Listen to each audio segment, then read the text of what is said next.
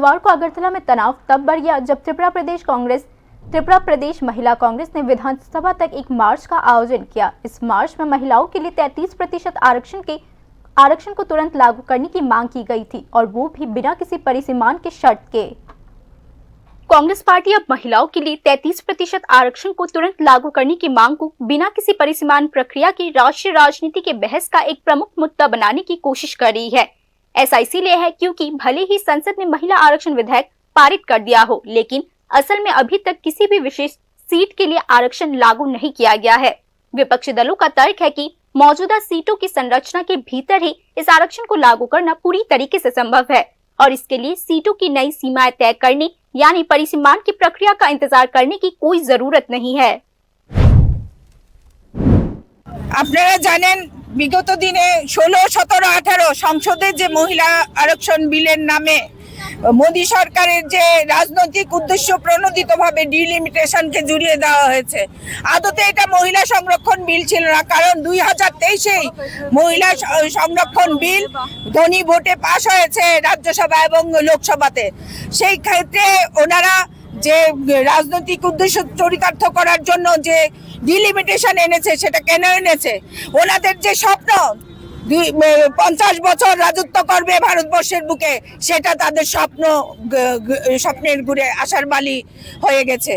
কারণ এখানে যে ইন্ডিয়া জোটের যে যারা ছিল এবং বিরোধী দলগুলি ওদের ধ্বনি ভোটে তাদেরকে হারিয়েছে।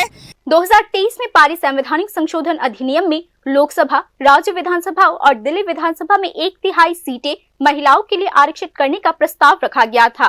हालांकि अधिनियम में यह शर्त रखा गया था कि आरक्षण तभी लागू होगा जब अगली जनगणना के आंकड़े प्रकाशित किए जाएंगे और उसके बाद परिसीमान की प्रक्रिया पूरी हो जाएगी।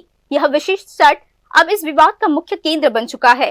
आलोचकों का तर्क है कि यह पूरी प्रक्रिया, जिसमें जनगणना आयोग का गठन, सीटों की सीमाएं तय करना और सीटों का पुनर्वितरण शामिल है, स्वाभाविक रूप से काफी समय लेने वाला है। नतीजतन महिलाओं का राजनीतिक प्रतिनिधित्व कई और वर्षों तक टल सकता है।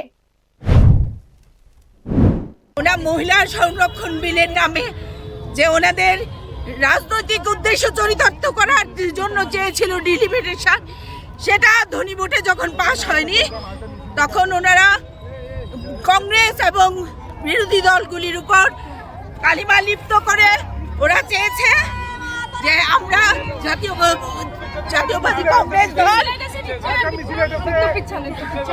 আর পেছনে যাওয়া যাবে না, জাতীয়তাবাদী কংগ্রেস দল মহিলা বিদ্বেষী সেটা প্রমাণ করতে চেয়েছেন, যার উদ্দেশ্যে 18 এপ্রিল নরেন্দ্র মোদীজি ওনার ভাষণে কংগ্রেসকে মহিলা বিদ্বেষী বলার জন্য বারবার কালিমা লিপ্ত করছে।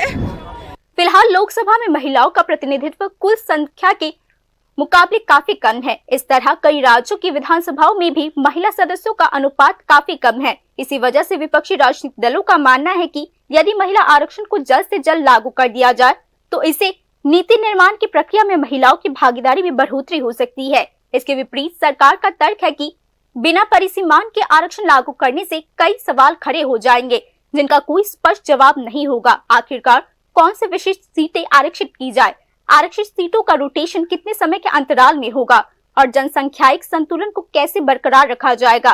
इसीलिए एक संवैधानिक रूप से सुदृढ़ और सुव्यवस्थित ढांचा अत्यंत आवश्यक हो जाता है।